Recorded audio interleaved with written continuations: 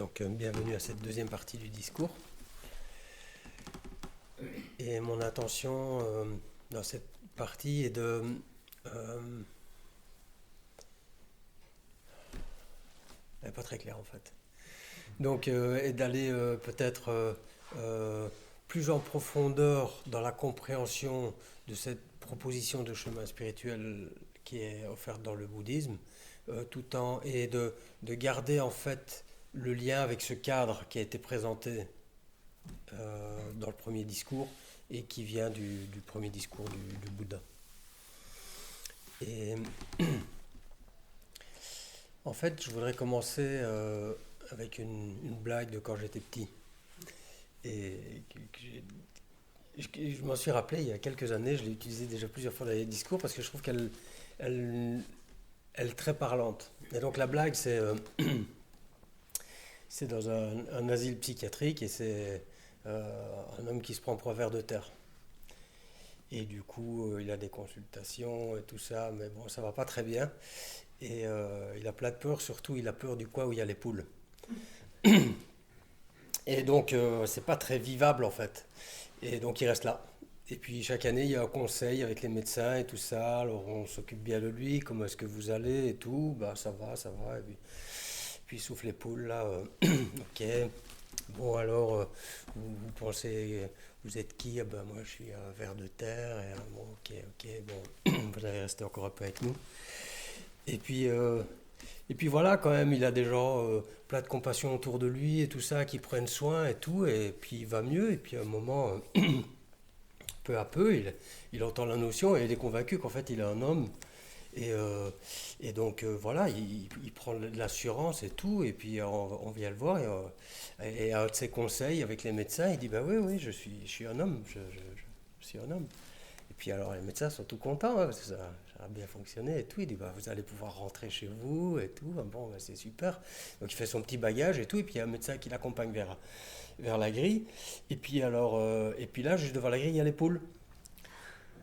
Et là, il a un moment d'arrêt, il fait ouais, bon, ok, je sais que je suis un homme moi maintenant, mais est-ce que les poules le savent?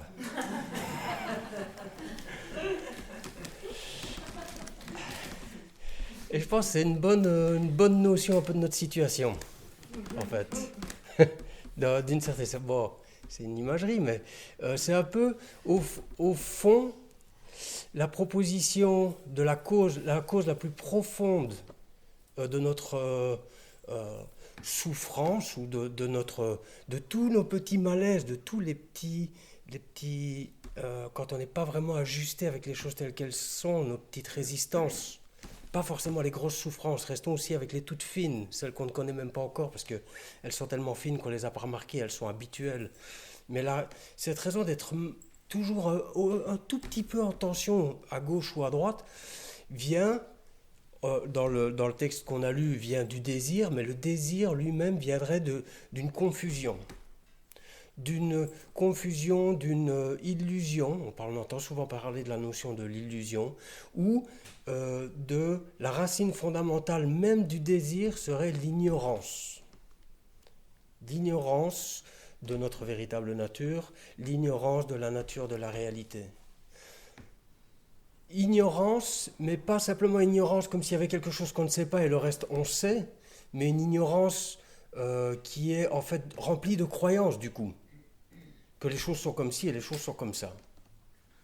Et ces croyances qui sont prises pour acquis, parce que c'est des croyances qui nous viennent pour certaines depuis les temps immémoriaux, on s'est construit comme ça en tant que civilisation, en tant qu'être humain, et des croyances à propos de notre nature et de la nature de la réalité qui ne s'ajustent pas bien, ne fonctionnent pas bien avec ce qui se produit dans notre quotidien. Et ça génère une tension. Et donc c'est pour ça que dans ce chemin proposé par le Bouddha avec les 4 nobles vérités, on retrouve dans la 4e noble vérité étant le chemin qui mène vers la libération. Ici, on pourrait entendre la libération des malentendus, la libération des confusions. Ce chemin est la compréhension du sentier octuple, comme on l'a vu. Mais le premier point du sentier octuple, c'est la compréhension juste, la vision juste. Et il semble que celle-là, euh, elles sont toutes importantes, comme je le disais, et interdépendantes. Les 8 points du sentier octuple sont indépendants. Mais la compréhension juste, la vision juste, semble un peu comme l'endroit où ça pêche. Et du coup, je vous les relis. Donc, la compréhension juste ou la vue juste va entraîner la pensée juste. La pensée juste étant pensée, et parfois c'est traduit par pensée et par émotion. C'est intéressant parce que nous, on a souvent, on sépare bien les deux, mais en fait, une pensée génère une émotion est en lien avec une pensée, les deux sont un peu inséparables. Et donc, pensée et émotion, ici, c'est la pensée juste ou l'émotion juste, c'est-à-dire la pensée qui ne construit pas de souffrance ou l'émotion qui ne construit pas de souffrance. Voilà, pensée. Ce qui veut dire que quand on a un type de pensée qui construit de la souffrance, on apprend à ne pas la nourrir de notre attention. Parce qu'elle n'a pas de lieu d'être. Quand on a une pensée qui est complètement déraisonnable, qui construit de la haine, qui construit un sens de séparation avec l'autre, quand on a ce genre de pensée, on apprend juste à ne pas les nourrir. Parce qu'elles servent à quoi? C'est quoi leur raison d'être à ces pensées? Elles nous font du tort, elles font du tort à autrui, elles ne nous permettent pas d'évoluer sur notre chemin. Dans quelle mesure est-ce que ce genre de pensée a besoin d'être nourri? Donc là, il y a un discernement à avoir. Mais ces pensées-là viennent, et on apprend à ne pas les nourrir, mais quand il y a la vision juste et la compréhension juste, il n'y a plus de raison que ces pensées viennent. Et du coup, on n'a plus besoin d'essayer de ne pas les nourrir.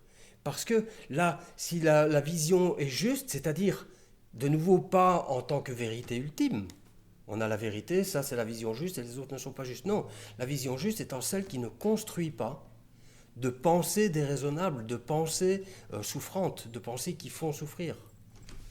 Donc une autre manière de comprendre et de décoder l'expérience d'être humain. Alors, ici, on peut aller, et c'est un chemin d'une vie dont je vous parle. On fait une journée ici de méditation, c'est important, c'est marcher sur notre chemin, mais il faut rester ouvert à l'immensité de ce qu'on aborde en fait. L'immensité de la remise en question de ce qu'on aborde. Et c'est une remise en question qui se fait petit à petit. Donc la compréhension juste, s'il y a la compréhension juste, ça va être automatiquement beaucoup plus simple de trouver la parole juste aussi. On va avoir moins, dans la mesure où quelque part, notre manière de nous concevoir, de nous penser, de nous imaginer, de nous envisager et d'envisager ce monde, dans la manière où c'est une vision qui ne construit pas de souffrance, la parole ne va pas construire de souffrance. La parole juste va être une parole qui sera automatiquement bienveillante. Bienveillante ne veut pas toujours dire gentil bisounours, parfois ça peut être carré et dire quelque chose de très clair à quelqu'un qui a besoin de l'entendre. Mais ça sera bienveillant. Parce qu'il n'y aura pas de raison en fait d'avoir une parole malveillante. Les raisons pour avoir des paroles malveillantes viennent du fait qu'il y a en nous de la confusion. Vous voyez un peu où, là, le sentier octuple, il s'aligne, et il s'aligne tout sur la compréhension juste. Les moyens d'existence juste, de la même manière, on peu à peu, si on a une vision, si on a une vision du monde, une compréhension, un décodage du monde, une histoire, une herméneutique, une manière d'envisager ce monde qui ne construit pas de souffrance, on ne va pas pouvoir continuer à travailler d'une manière qui abîme l'avenir de nos enfants, par exemple, juste pour prendre un exemple. Donc, automatiquement, on va trouver autre chose. Tout ça va s'aligner de lui-même, en fait. On va bien sûr y réfléchir et faire des démarches dans ce sens, mais c'est la compréhension juste et la vision juste qui va donner la direction. Donc c'est toute la partie éthique, en fait, qui va être réglée par la compréhension juste par elle-même. C'est parce que sinon, si on n'a pas la compréhension juste, on est obligé d'avoir un kit complet de ça c'est bien, ça c'est mal, ça c'est bien, ça c'est mal, et d'utiliser la discipline parce qu'on y croit dur comme fer, que ça c'est bien et du coup d'essayer d'être bien et ça c'est mal du coup d'essayer d'être mal. C'est pas le même mouvement d'amour que d'être bien aligné parce qu'on a une vision du monde qui ne crée pas de souffrance. Et cette vision du monde, et c'est ça qui est super, c'est que cette vision du monde, c'est pas du tout une prétention que le monde est comme ça. C'est pas une prétention que le monde est comme ça, c'est pas une prétention de vérité. C'est juste une prétention d'avoir trouvé un système d'interprétation qui fonctionne bien. Parce que dire qu'on peut connaître la vérité du monde et la vérité de la vie, à mon avis, c'est de la simple prétention. On cherche à avoir un narratif de l'histoire dans laquelle on se trouve et un narratif de nous-mêmes qui fonctionne. C'est-à-dire qui ne crée pas de souffrance, qui est noble, digne, qui inclut plutôt que d'exclure. Et bien sûr, à ce moment-là, quand on a un narratif qui fonctionne et qui ne nous met pas sous pression et sous tension, ben, la pleine conscience, c'est beaucoup plus simple. Il n'y a plus toutes ces pensées qui prolifèrent et tout, où on se sent remis en question. Pourquoi on se sent remis en question? Parce qu'on se pense comme des êtres complètement séparés. C'est dans notre culture de toute façon. On se pense comme des êtres totalement séparés. On n'inclut pas cette part de nous-mêmes qui n'a pas cette séparation avec d'autres. Et ça, si on peut l'envisager, commencer à l'imaginer et la réaliser, à ce moment-là, il va y avoir moins ce sens de séparation, de besoin de se défendre, de besoin de devenir quelqu'un, de besoin de réussite. Et tout ça, toutes les pensées qui viennent avec ça et qui sont générées par ces besoins erronés finalement, qui sont créés par une névrose, par vraiment un manque de clarté, une confusion, eh ben, ça ne vient plus. Et où va l'attention alors? Ben, ce qui est en train de se passer en ce moment. Où est-ce qu'elle irait? Elle va être là où on est. Il y aura beaucoup moins de réactivité du coup. Et du coup beaucoup moins de mal-être. Vous voyez tout ça, si on réussit à un peu mieux comprendre et harmoniser la vision qu'on a du monde et de nous-mêmes. Sans prétendre que c'est trouver la vérité ultime. Et c'est ça que je trouve beau dans le bouddhisme, c'est que dans les enseignements du Bouddha, il n'y a pas cette prétention. Parce que la nature de la réalité est en vacuité, elle ne va pas être exprimable. La réalité, c'est ça. Non. On va plutôt dire, et si on la voit comme ça, qu'est-ce qui se passe? Ça ouvre le cœur. Ok, ben voyons-la comme ça. Parce que de toute façon, on fonctionne dans la réalité avec une manière de voir, qui est implicite, dans le sens où on ne l'a pas apprise du temps où on était conscient, qui a été transmise notamment par la génétique, et puis qui a été beaucoup acquise dans la période préconsciente où on était un petit bébé, où on a intégré énormément de manières de se concevoir et de concevoir le monde et de tout expliquer. On a créé toute l'histoire dans laquelle on vit, qui est un héritage. Et donc, en fait, on ne peut pas dire que en fait, la manière dont on a toujours on fonctionne toujours avec des hypothèses qu'on prend pour acquis. En fait, toute notre manière de nous voir, notre image de nous, c'est une hypothèse. Ce n'est qu'une hypothèse. C'est une construction. Et ce n'est rien d'autre qu'une construction. La manière de se voir, la manière de se connaître. Et cette construction est nécessaire. On ne peut pas faire sans. On ne peut pas faire sans. Mais il faut qu'elle soit bien. Il faut qu'elle soit sympa pour nous et pour les autres.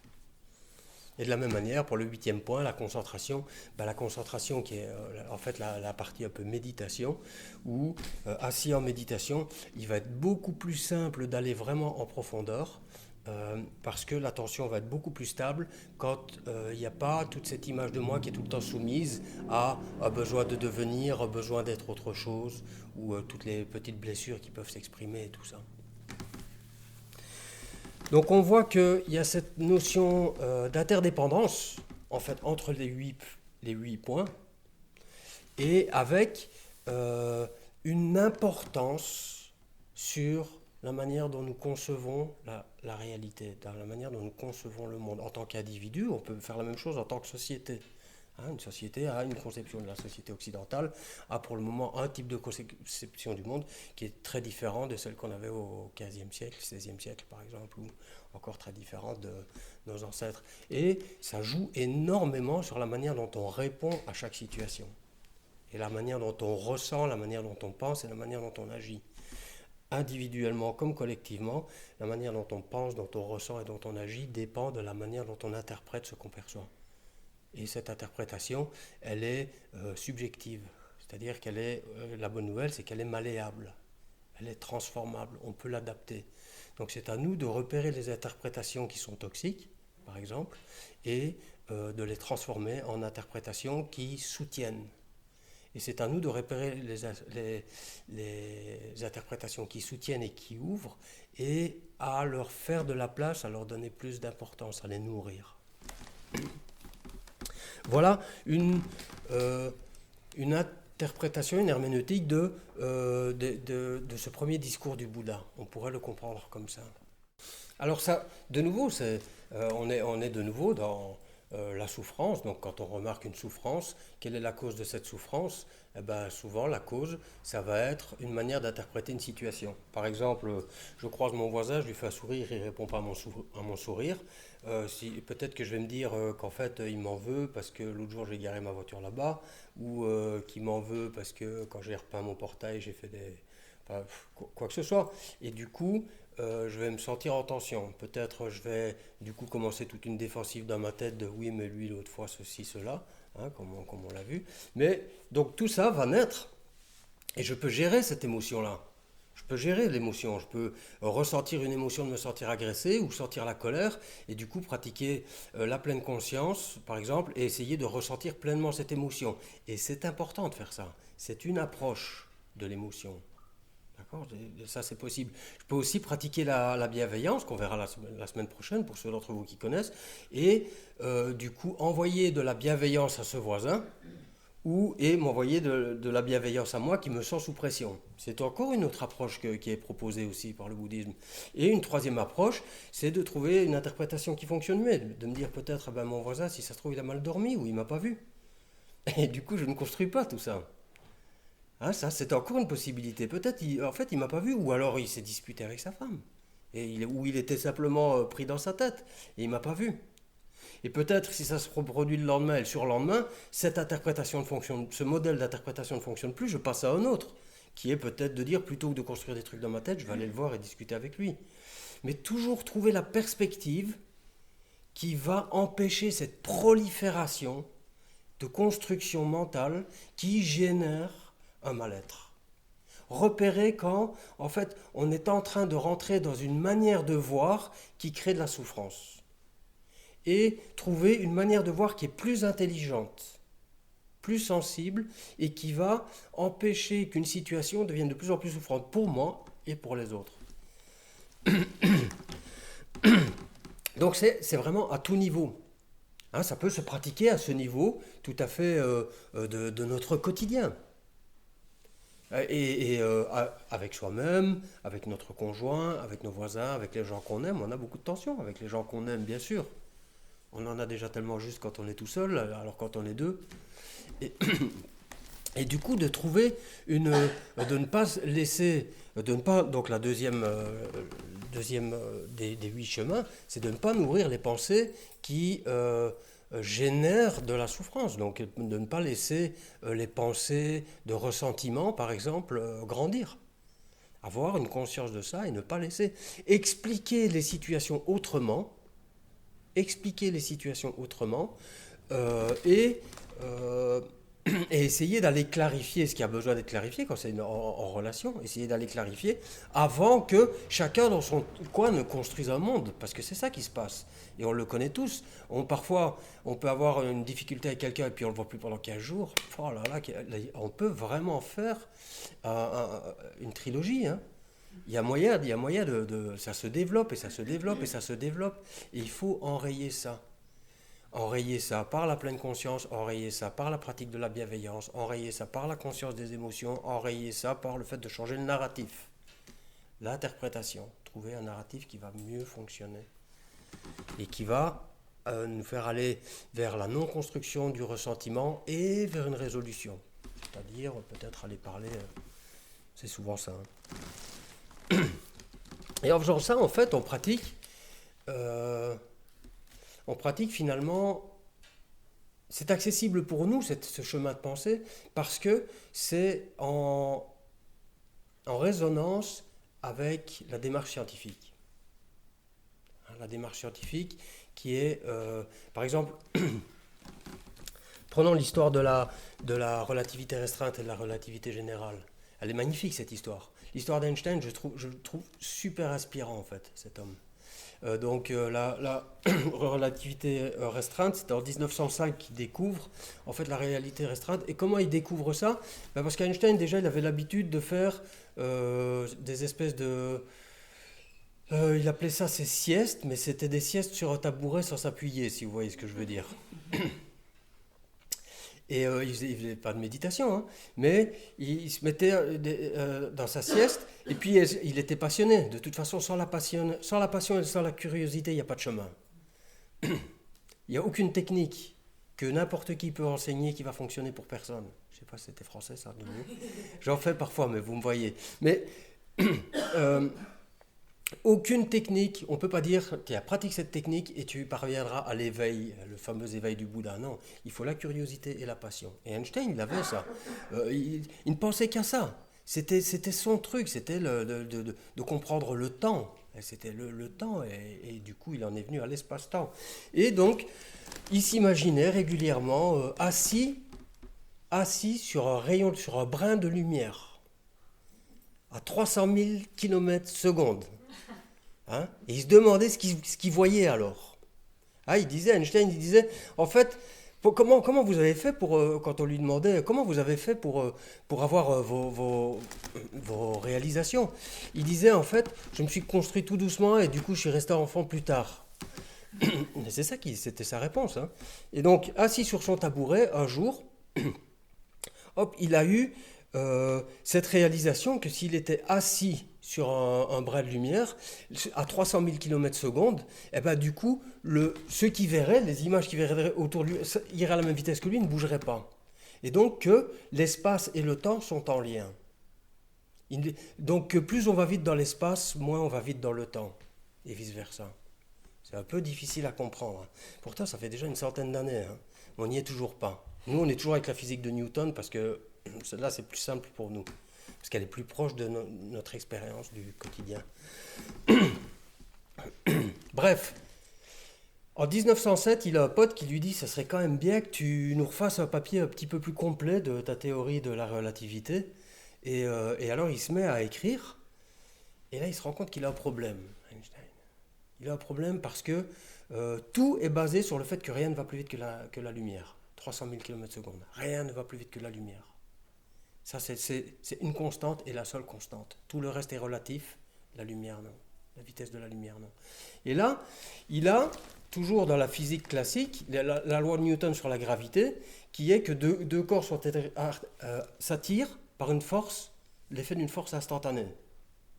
Une force instantanée, c'est-à-dire en dehors du temps, donc c'est-à-dire plus vite que la lumière. Et ça, du coup, ça fout toute sa théorie en l'air.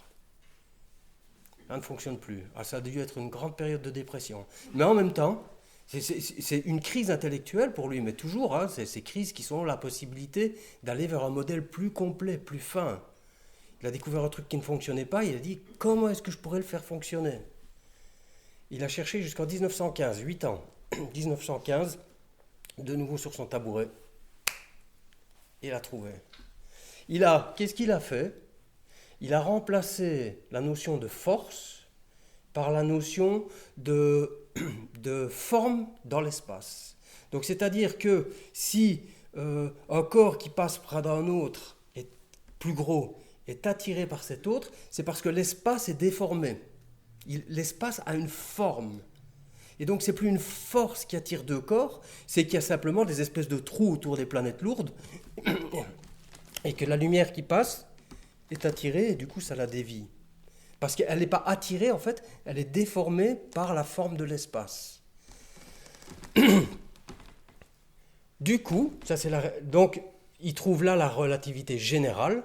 Du coup, la première était restreinte parce qu'elle ne fonctionnait pas avec la gravité.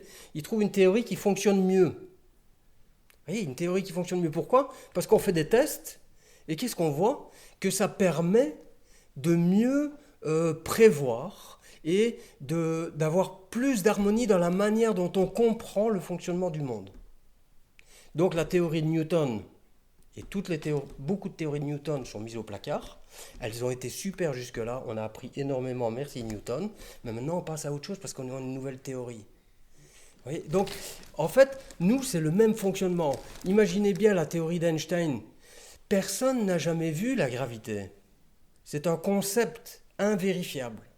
Tout ce qu'on voit, c'est que les corps célestes se déforment quand ils passent près d'un corps plus... ils déforment leur trajectoire quand ils passent près d'un corps plus lourd. Mais alors, on se dit, ah bah ça doit être une force. C'est deux forces. Et avec ce qu'on se dit, on a un résultat. Et puis là, on considère qu'il y a des trucs qui ne sont pas très précis. On change la manière dont on considère les choses et on réessaye nos calculs et ça marche mieux. Ça, c'est la méthode scientifique. Ça ne veut absolument pas dire que ça décrit la réalité. C'est juste des modèles qui nous permettent de travailler avec. Ce n'est pas une description de la réalité. Eh bien, c'est ce qu'on fait. Nous, on cherche des modèles qui fonctionnent pour pouvoir vivre. Ce n'est pas une description de la réalité. Il n'y a pas de description de la réalité, c'est vacuité, c'est vide. La réalité sera le modèle qu'on crée. Peut-être. Ah là, je vais loin là. Donc, dans cette notion de vacuité, il va y avoir la notion qu'on va créer un modèle et que ce modèle va générer des tensions ou non. Je vous amène déjà à la 5e séance, c'est la première. Donc en fait, toutes les propositions, on peut le voir comme ça, et c'est comme ça que j'aime le voir, et c'est comme ça que je décode la proposition du Bouddha, surtout la proposition de la vacuité, c'est que ce sont toutes des propositions de système pour voir, décoder ou créer. La nuance entre concevoir et percevoir est hyper complexe. Dans quelle mesure est-ce qu'on conçoit la réalité, c'est-à-dire qu'on la crée? Dans quelle mesure est-ce qu'on perçoit une réalité qui existait déjà? Quel est le mélange entre les deux? Il y a une osmose, une harmonie et un jeu de création là qui nous échappe complètement. Mais donc toute proposition spirituelle va être une grille de décodage ou une manière d'appréhender ou une manière de créer une vision. Et donc les 4 nobles vérités, le chemin du milieu, le sentier octuple, l'interdépendance, ne sont pas à considérer comme des vérités ultimes et indiscutables, mais comme quand on amène cette sagesse dans notre regard, quand on voit les choses à travers la sagesse de ces systèmes, eh bien, ça ne crée plus de tension. Si c'est le cas, à ce moment-là, c'est juste parce que ça ne crée pas de souffrance. Il ne s'agit pas ici donc, c'est important de le dire et de le redire, parce que souvent on entend l'inverse, de créer un système, de parler d'une description des choses telles qu'elles sont. Et ces fondements du bouddhisme nous permettront de comprendre, après ça viendront se rajouter l'impermanence, le non-soi, le lâcher-prise, la bienveillance, la pleine conscience, la saisie, la nature de la réalité, la prière, la prosternation, l'étude des textes, l'éthique. Tout ça va trouver sa place dans ce cadre et peu à peu former une manière d'aborder ou de générer le monde. Le monde phénoménologique, c'est-à-dire le monde tel qu'on le perçoit en nous, parce qu'il n'y en a pas d'autre. On ne saura jamais comment le monde est en dehors de mon expérience.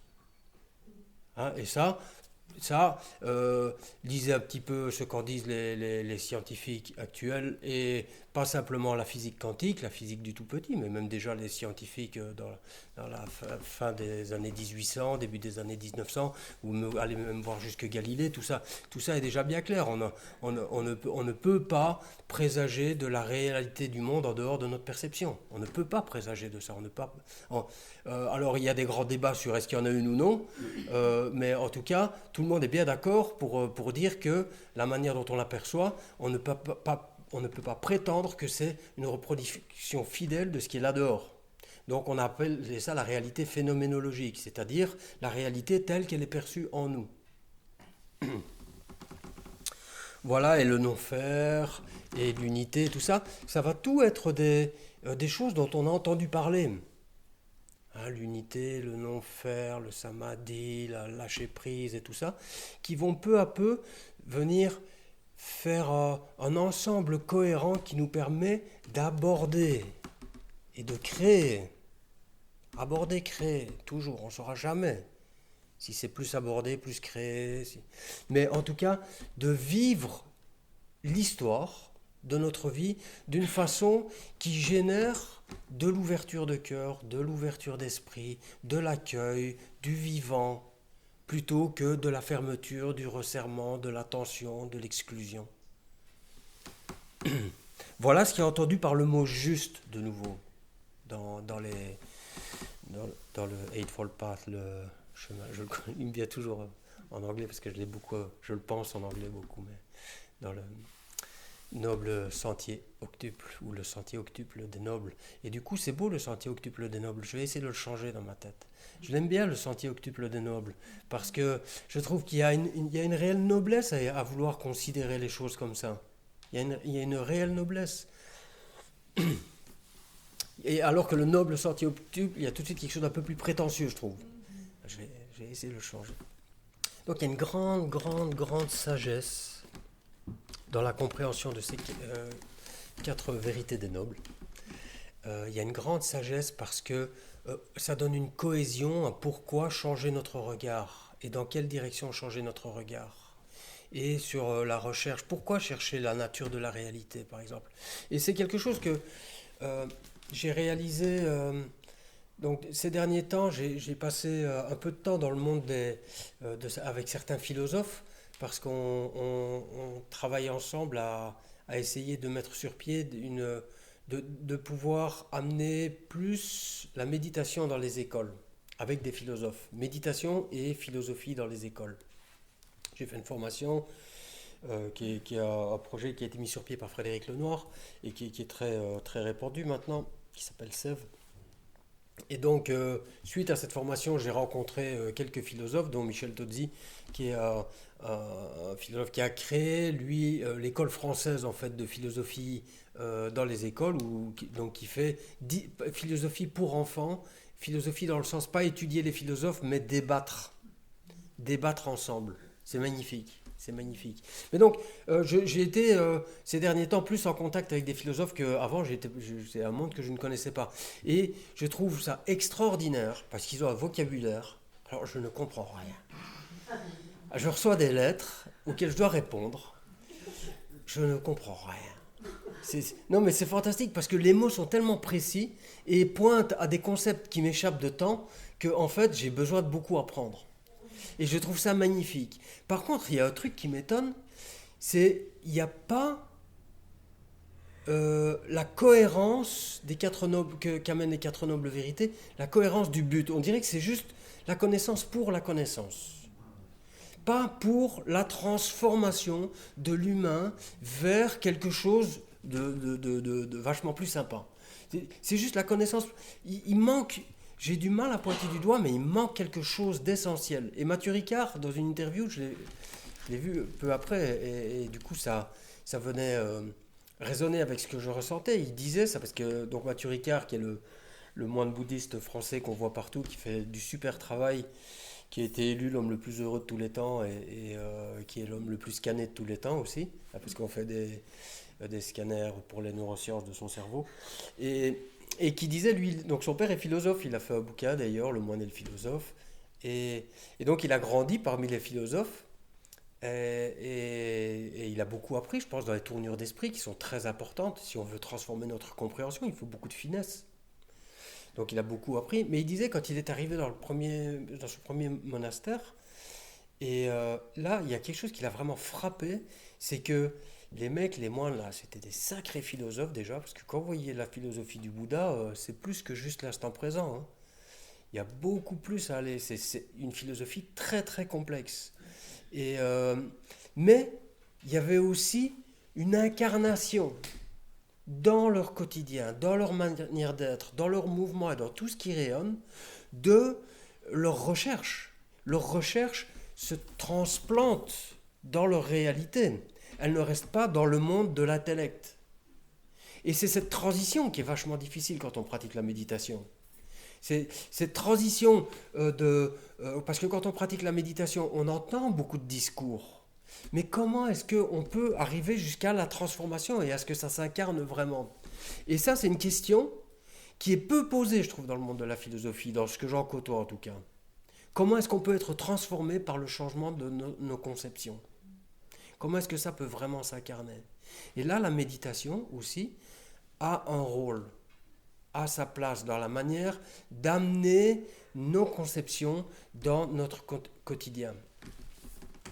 Et le, le rôle de la méditation, là, qui du coup, c'est pour ça, à mon avis, qu'elle fait partie du noble sentier octuple, c'est pas simplement de poser l'esprit.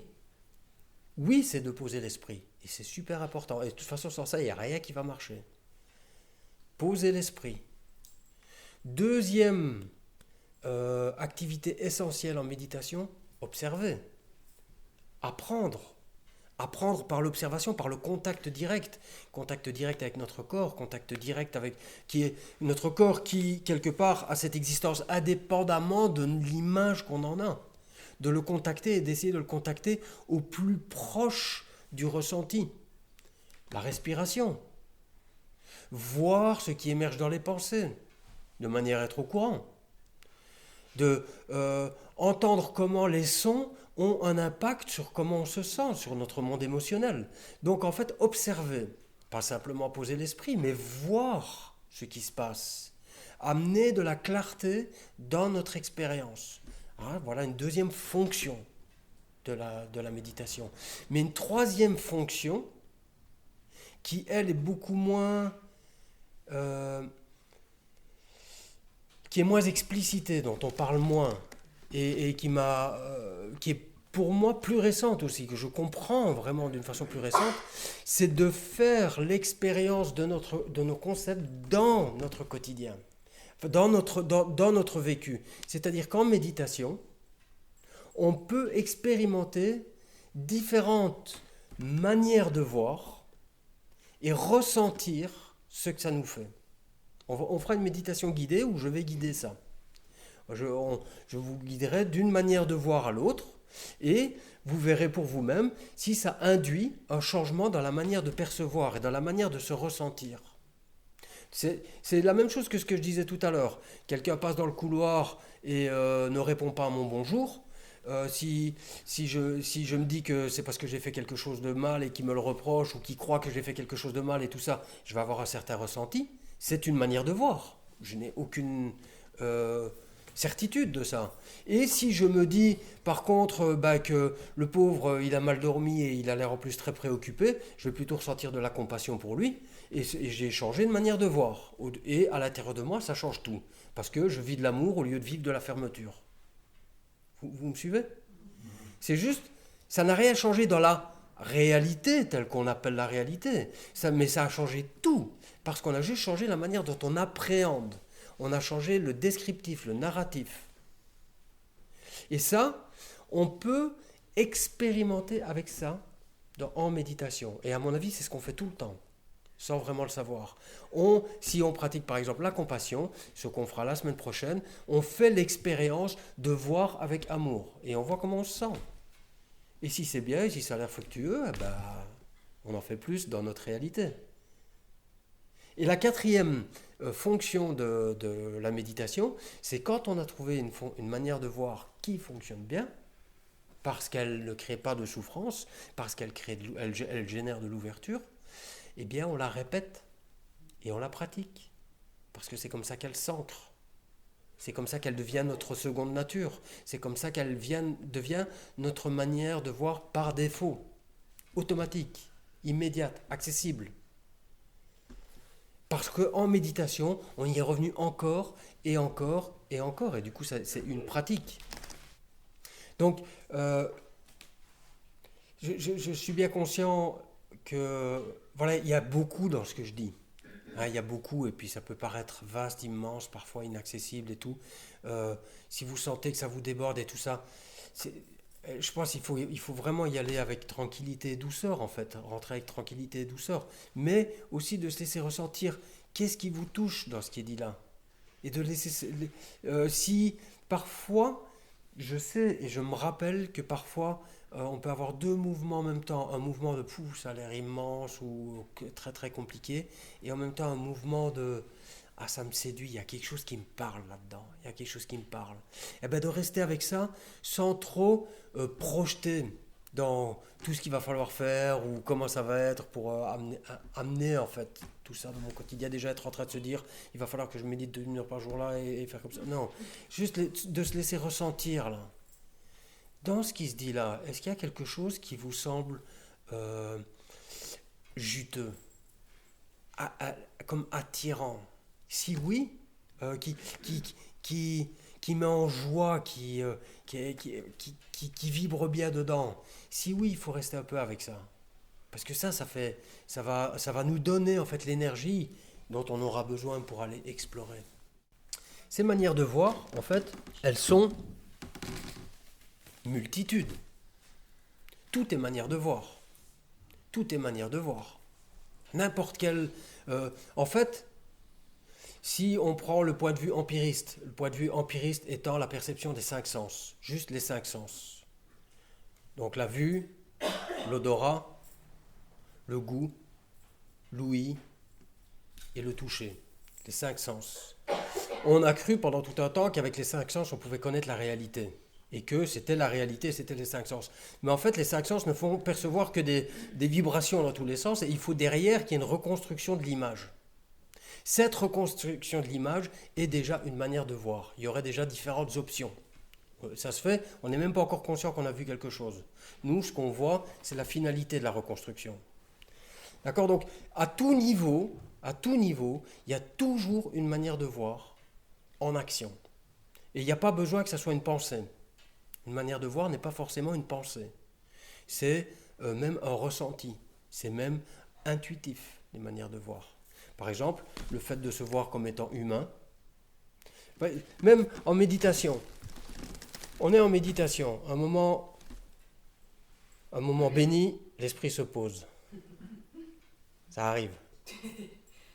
À ce moment-là, il peut y avoir une sensation, mettons, pour certains, il peut y avoir une sensation lumineuse, il peut y avoir une sensation vaste. En tout cas, ce qu'il y a, en général, c'est une sensation de bien-être. Il y a aussi une sensation de contact avec soi-même. Dans ce moment-là, il peut ne plus y avoir de pensée. Mais il reste la sensation « je médite » ou la sensation « je suis ». Ouais, ça aussi, ça peut être une manière de voir. Ça aussi, ça peut être une manière habituelle d'interpréter cette conscience présente. Je suis. Et il n'y a pas besoin que dans la tête, il y ait un petit « je suis ». Il n'y a pas besoin d'une pensée pour ressentir ça. Et donc les manières de voir sont présentes à tout niveau de notre expérience. À tout niveau de notre expérience. C'est difficile de prendre des exemples parce que c'est tout. Donc, il n'y a pas je disais, une manière de voir racine, c'est celle vers laquelle on va cheminer pendant ces 5 retraites. Ça va être la vacuité et le non-soi. C'est une manière de voir qui va permettre en fait de laisser énormément de liberté. Énormément de liberté. Mais il y a Entre les manières de voir telles qu'on les a maintenant, de je suis ceci, je travaille là, je suis né ici, mon père est ça, et le monde est comme ceci, et moi je crois plutôt en cela. En fait, toutes les manières de se concevoir et de concevoir le monde. Entre cette manière de voir-là et la vacuité, il y a toute une palette de manières de voir qui sont super utiles, même si elles ne sont pas forcément les plus profondes. Prenons par exemple de nouveau le moment présent. Le moment présent est une manière de voir. Quand on se rappelle, ah oui, se connecter au moment présent, c'est, hop, directement, ça change la manière dont on perçoit ce moment. Ça nous amène en contact avec ce qui est en train de se produire. Donc, le moment présent est une manière de voir. Ce n'est pas une manière de voir ultime, parce que le moment présent, par exemple, construit, moi, en tant que sujet qui perçoit ce qui est en train de se passer, construit le passé et le futur, parce que pour qu'il y ait un moment présent, il faut qu'il y ait un passé, il faut qu'il y ait un futur. Donc ça induit énormément de choses. Donc c'est super pratique, parce que c'est facile en plus, le moment présent. Et du coup, c'est à utiliser un maximum, mais à ne pas prendre comme une vérité ultime. Dans le sens où on aura après des manières de voir qui, et ça, on verra ça dans les retraites qui suivent pour ceux qui sont là, on aura des manières de voir dans lesquelles le moment présent n'a plus sa place. Et on peut comprendre ça de nouveau avec la physique. On voit la physique de Newton, c'était une physique, regardez, c'était quand dans les années 1600, 1700 qui est Newton, Einstein disait, c'est l'homme de toute l'histoire de la science, des sciences, c'est l'homme qui a fait le plus d'apports. Il a créé des manières, un schéma de compréhension à tous les niveaux, des planètes jusqu'aux petits, à tous les niveaux. Il avait des explications, des mathématiques qui vont bien avec, et tout d'une grande cohérence. Et donc ça nous a permis le développement qu'on a connu, qui est questionnable, mais ça c'était des choix éthiques, c'est encore autre chose, c'est pas la faute à Newton.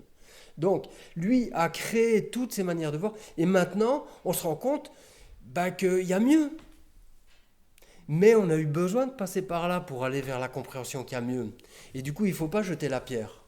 Vous voyez ce que je veux dire? Donc, et on se rend compte qu'il y a mieux, mais parfois, on a besoin de la physique de Newton parce qu'elle va fonctionner mieux, parce qu'elle est plus simple à manipuler et parce qu'elle va donner des meilleurs résultats dans certains cas de figure. Ça sera le même pour nous. On ne va pas, genre dire, t'en es à laquelle, toi, de manière de voir? Ah oui, niveau 4. Ah oui, ok, moi ça y est, moi je suis niveau 6, moi niveau 4, j'ai plus besoin. Jamais. On aura besoin de la manière de voir, même de l'ego. De l'ego, pas de l'ego dans le sens l'ego surdimensionné, cette espèce d'inflation de soi-même, mais d'identité très définie qui est utile pour qu'on puisse fonctionner dans ce contexte. C'est pas qu'un jour on va dire ça n'a plus aucune réalité et plus aucune nécessité. Au contraire, on va toujours avoir besoin de revenir à cette manière de voir. Mais on saura qu'elle a une place parmi une grande dimension de manières d'exister qui sont nous-mêmes. Et on pourra y revenir et la quitter. Et on va avoir plein de manières de voir intermédiaires comme ça, qui génèrent une relation avec ce qui nous entoure et avec nous-mêmes. Ça, c'est ce qu'on appelle, ce que je suis en train de faire là, c'est tout à fait étayable par ce que je connais de l'enseignement bouddhiste. Ce n'est pas pour ça que c'est en accord avec tous les enseignements bouddhistes. Il va y avoir différentes écoles qui vont avoir différentes approches. On appelle ça les herméneutiques, les manières d'interpréter, l'interprétation des textes ou l'interprétation des signes. C'est l'herméneutique. Et donc, il y a ça dans toutes les religions et dans le bouddhisme, il y a plein d'écoles. Et si vous écoutez des discours ou si vous êtes familier avec des discours du bouddhisme, vous ne trouvez pas forcément cette interprétation. Elle, c'est pas du tout la plus classique. Moi, je tiens en grande partie cette interprétation d'un enseignant qui s'appelle Robert Bea, qui est décédé l'année passée, et que j'ai eu l'occasion de rencontrer 2 fois, qui est un homme, enfin, pour moi, qui est vraiment admirable dans le travail qu'il a fait, le travail d'ouverture, en fait, avec une ouverture d'esprit extraordinaire, et dans ses enseignements qui, moi, m'ont ouvert énormément à ce que maintenant j'essaye de rendre intelligible et compréhensible pour vous. Voilà, donc juste pour dire que ça, c'est une interprétation. Hein. Et dans la mesure, l'idéal, c'est que vous preniez le temps de bien la comprendre et de voir si elle vous convient, vous correspond, et si elle est fructueuse pour vous.